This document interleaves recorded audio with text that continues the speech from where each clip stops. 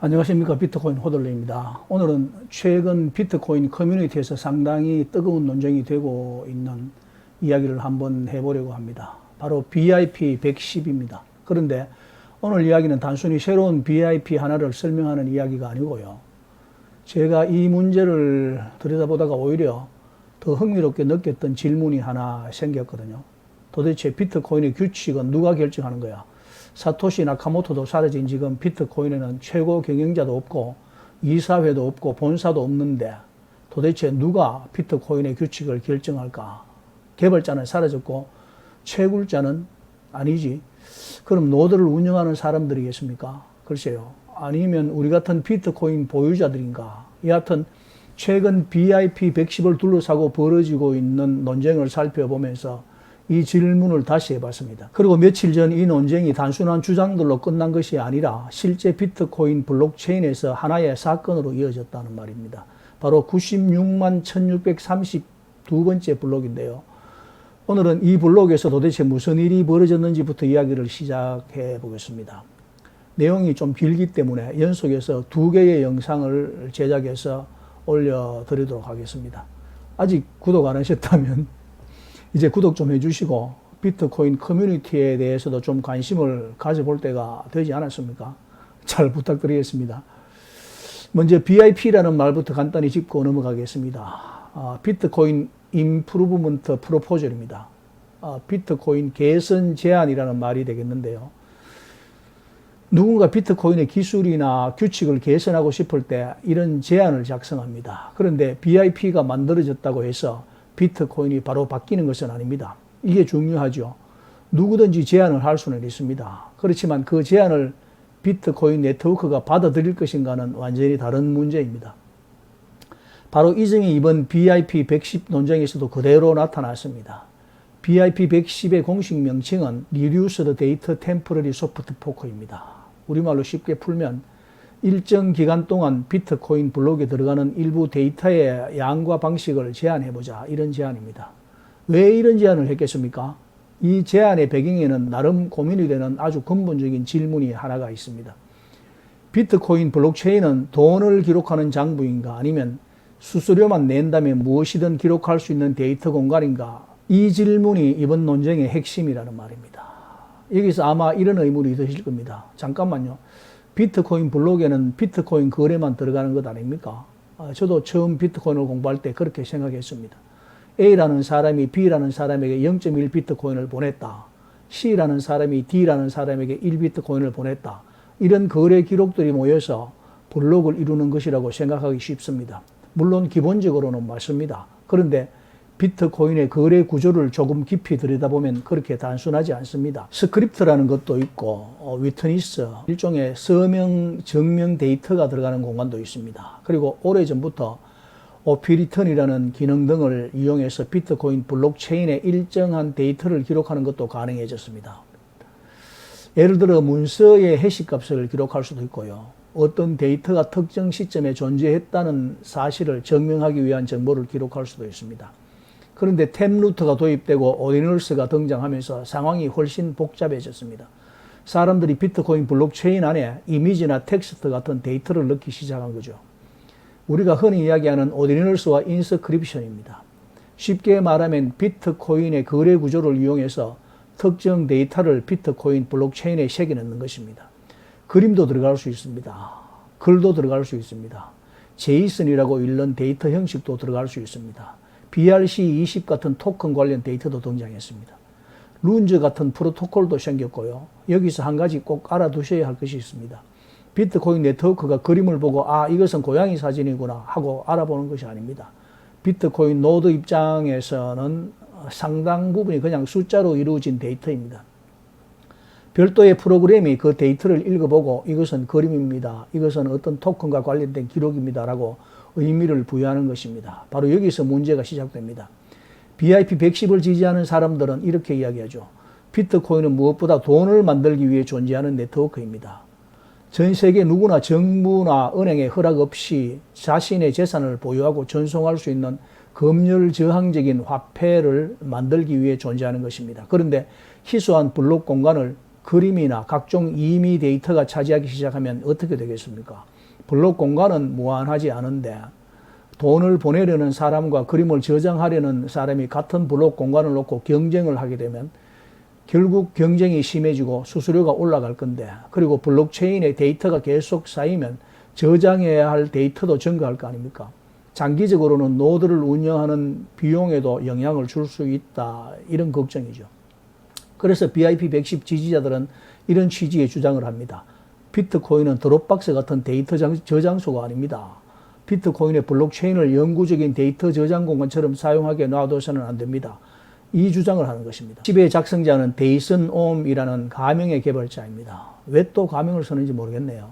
그리고 이 논의에서 비트코인 노처로 잘 알려진 루커 대시 주니어가 깊이 관여해 왔습니다. 또한 오션이라는 채굴풀도 BIP110을 지지하는 쪽에 있습니다. 이들의 주장을 아주 단순하게 정리하면 이렇습니다. 비트코인의 희소한 블록 공간을 비트코인의 본래 목적인 화폐를 위해 보호하자. 이 주장만 들어보면 상당히 설득력이 있습니다. 그런데 여기 반대쪽 사람들이 아주 중요한 질문을 던집니다. 대표적인 사람이 바로 애덤 백입니다. 애덤 백은 비트코인 역사에서 상당히 중요한 인물이죠. 사토시 나카모토가 비트코인 100세에서 언급했던 해시 캐시를 만든 사람이기도 합니다. 그런 아담 백이 BIP110에 반대하는 입장이라는 말입니다. 그런데 아담 백의 주장을 오해하면 안 됩니다. 아담 백이 그림이나 오디널스를 좋아해서 그런 이야기를 하는 것이 아니라는 거죠. 그가 걱정하는 것은 다른 문제입니다. 쉽게 표현하면 이런 거죠. 스팸을 막겠다고 비트코인의 합의 규칙을 건드리는 것이 오히려 스팸보다 더 위험할 수 있다. 왜 그럴까요? 한번 생각해 보겠습니다. 어떤 사람이 비트코인 네트워크가 요구하는 규칙을 모두 지켰습니다. 그리고 정상적인 수수료도 냈습니다. 그런데 그 사람이 넣은 데이터가 그림이라고 합시다. 우리가 이렇게 말합니다. 이건 비트코인 거래가 아니잖아. 이건 쓰레기 데이터야. 막아야 돼. 그러면 바로 새로운 질문이 등장합니다. 누가 그것을 판단합니까? 오늘은 그림을 막습니다. 그러면 내일은 무엇을 막아야 될까요? 이건 도박과 관련된 데이터인데 막아야 하지 않을까요? 이렇게 말할 수도 있고, 이거는 정치적으로 문제가 되는 데이터인데 막아야 되지 않겠습니까? 이렇게 말할 수도 있습니다. 그리고 이건 어떤 국가가 불법이라고 규정한 거래인데 막을까요? 그렇지 않겠습니까? 그렇다면 무엇이 정상적인 거래이고 무엇이 비정상적인 거래인지 누가 결정을 해야 됩니까? 아담 백을 비롯한 반대파가 걱정하는 지점이 바로 여기에 있습니다. 비트코인의 가장 중요한 특징 가운데 하나가 중립성입니다. 비트코인은 여러분이 누구인지 묻지 않습니다. 왜 돈을 보내는지도 묻지 않습니다. 정해진 규칙을 만족하는 거래라면 네트워크는 그것을 처리합니다. 그런데 우리가 거래의 목적과 내용을 판단하기 시작한다면 어떻게 되겠습니까? 이것이 BIP110 반대파가 던지는 근본적인 질문입니다. 여기서 정말 재밌는 사건이 하나 있는데요. 비트코인 개발자로 잘 알려진 피터 토드가 BIP110과 관련해서 일종의 실험을 했습니다. BIP110은 임의 데이터를 제한하려는 목적을 가지고 있습니다. 그런데 피터 토드는 오히려 BIP110의 규칙을 지키면서도 데이터를 집어넣을 방법이 있다는 것을 보여주려고 했습니다. 심지어 BIP110 문서 자체를 데이터로 넣는 방식까지 시연을 했습니다. 이것이 의미하는 것이 무엇입니까? 한쪽 구멍을 막으면 데이터를 넣으려는 사람들은 다른 구멍을 또 찾는다는 것입니다. 그러면 또 규칙을 만들어야 하지 않겠습니까? 그 규칙을 우회하면 또 다른 규칙을 만들어야 됩니다. 결국 끝없는 쥐와 고양이의 게임이 될 수 있다는 말입니다. 아담 백의 논리는 바로 이것입니다. 이 싸움을 시작하는 것 자체가 위험할 수 있다. 그리고 마이클 셰일러 알죠? 마이클 셰일러도 BIP110에 강하게 반대했습니다. 셰일러는 아예 BIP110이 나쁜 아이디어인 110가지 이유라는 제목의 글까지 공개했습니다. BIP110이 나쁜 아이디어인 110가지 이유, 이런 제목의 글까지 공개했습니다. 셰일러가 걱정하는 핵심 역시 비슷합니다. 현재 유효한 거래를 새로운 합의 규칙을 만들어 무효화하는 선례를 만드는 것이 비트코인의 안정성과 예측 가능성에 어떤 영향을 줄 것인가 하는 문제입니다. 그래서 현재 구도를 아주 단순하게 나누어 보면 BIP110을 지지하는 쪽에는 데이슨 옴, 루커 대시 주니어, 그리고 오션 같은 채굴풀, 그리고 일부 비트코인 노처 지지자들이 있습니다. 반대쪽에는 아담 백, 마이클 셰일러, 피터 토더 등을 비롯한 여러 비트코인 개발자와 업계 인사들이 있습니다. 물론 이 사람들의 생각이 세부적으로 완전히 똑같은 것은 아니겠죠. 하지만 큰 철학적인 차이는 분명합니다. 그런데 이 이야기를 듣다 보면은 오래된 기억이 하나 떠오릅니다. 바로 2015년부터 2017년까지 벌어졌던 블록 사이즈 전쟁입니다. 얼마 전에 제가 그 책을, 넷달바님이 번역한 그 책을 제가 읽었는데요. 그 당시에도 비트코인 커뮤니티가 크게 갈렸습니다. 한쪽에서는 이렇게 주장했습니다. 블록을 크게 만들자.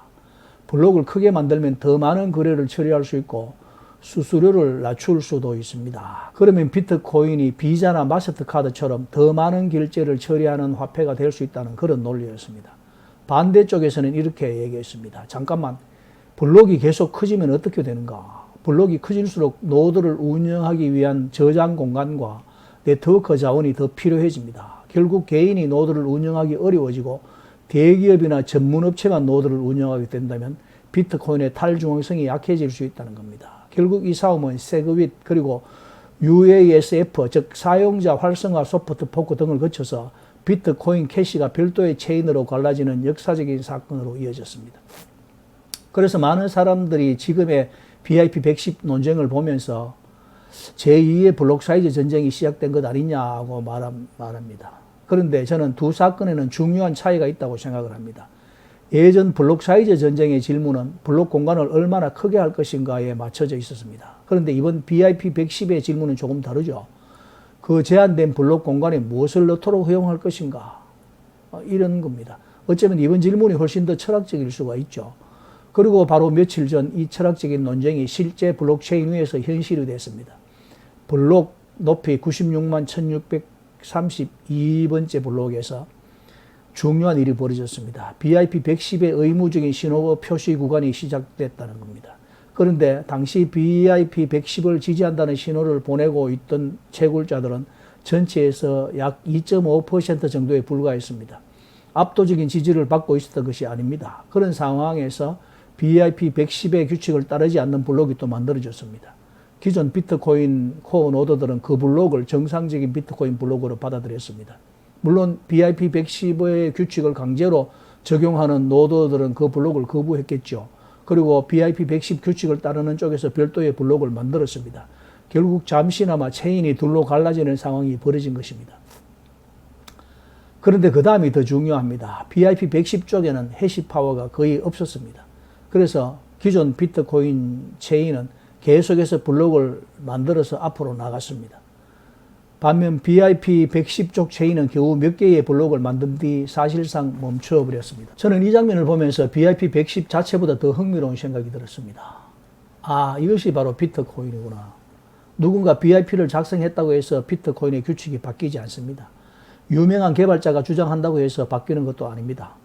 채굴자가 주장한다고 무조건 바뀌는 것도 아니죠. 노드를 많이 운영한다고 해서 그것만으로 모든 사람이 따라오는 것도 아닙니다. 비트코인에는 대통령이 없습니다. 중앙은행 총재도 없습니다. 최고 경영자도 없습니다. 그런데 규칙이 존재합니다. 어떻게 가능할까요? 개발자는 코드를 만듭니다. 노드 운영자는 어떤 코드를 실행할 것인지 결정합니다. 채굴자는 어떤 규칙에 따라 블록을 만들 것인지 결정합니다. 거래소와 기업들은 어떤 체인을 비트코인으로 인정할 것인지 결정합니다. 그리고 마지막으로 수많은 비트코인의 사용자들이 자신이 어떤 비트코인을 경제적으로 가치 있다고 인정할 것인지 선택합니다. 이 모든 이해관계자가 서로 얽혀 있습니다. 누구 하나가 마음대로 결정할 수 없습니다. 저는 이것이 비트코인 거버넌스의 독특한 특징이라고 생각합니다. 그래서 BIP110 논쟁에서 어느 한쪽이 무조건 옳다고 간단하게 결론 내리기는 어렵습니다. BIP110 지지자들의 질문은 충분히 의미가 있습니다. 비트코인의 희소한 블록 공간을 그림과 각종 임의 데이터 저장에 사용하는 것이 과연 비트코인의 본래 목적에 맞는가? 저도 이 질문에는 상당히 공감합니다. 비트코인은 무엇보다 먼저 돈이어야 한다는 주장 말입니다. 그런데 아담 백이 던지는 질문 역시 매우 무겁습니다. 그렇다면 무엇이 돈이고 무엇이 쓰레기인지 누가 결정할 것인가? 오늘은 그림을 막지만 내일은 무엇을 막게 될까? 그리고 그 기준을 결정하는 사람은 누구일까? 어쩌면 BIP110 논쟁의 본질은 단순한 기술 문제가 아닐지도 모릅니다. 비트코인이 어떤 존재가 되어야 하는가에 대한 철학의 충돌일지도 모릅니다. 한쪽은 말합니다. 비트코인을 돈으로 지키기 위해 불필요한 데이터를 제한해야 한다. 다른 쪽은 말합니다. 비트코인을 검열 저항적인 돈으로 지키기 위해 함부로 거래를 구별해서는 안 된다. 흥미롭지 않습니까? 양쪽 모두 비트코인을 지키겠다고 말하고 있습니다. 그런데 비트코인을 지키는 방법에 대해서는 완전히 다른 생각을 가지고 있습니다. 저는 이번 BIP 110 논쟁을 보면서 다시 한번 2017년 블록사이즈 전쟁을 떠올리게 됩니다. 당시에도 수많은 사람들이 자신이 비트코인을 지키고 있다고 생각했습니다. 큰 블록을 주장했던 사람도 비트코인을 위한 것이라고 생각했습니다. 작은 블록을 지키려고 했던 사람도 비트코인을 위한 것이라고 생각했습니다. 그리고 결국 시장과 노드와 채굴자와 사용자들이 긴 시간에 걸쳐 선택했습니다.